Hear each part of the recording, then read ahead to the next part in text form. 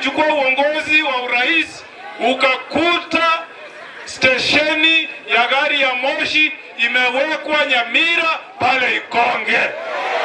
Hatuwezi kukubali waza kudhulumu, uondoe hiyo stage, useme ati tuende kupandia Sotik ama Sondu.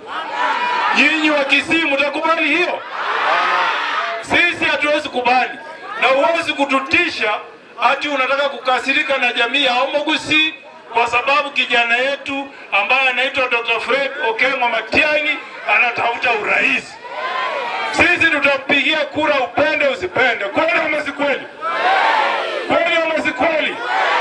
Na sisi tunakuambia wewe ujitayarishe 2027. Tutapelekana unyo kwa unyo. Na sisi kutoka Nyamira tunasema Ruto ni one.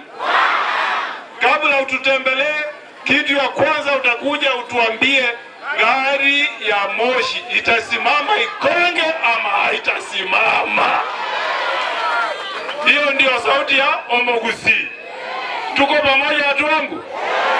Kwa hivyo mimi namalizia kwa kuomba wananchi wangu wa Nyamira mchukue kura, kwa sababu 2027 tuko na vita ya kutafuta uongozi ya urais.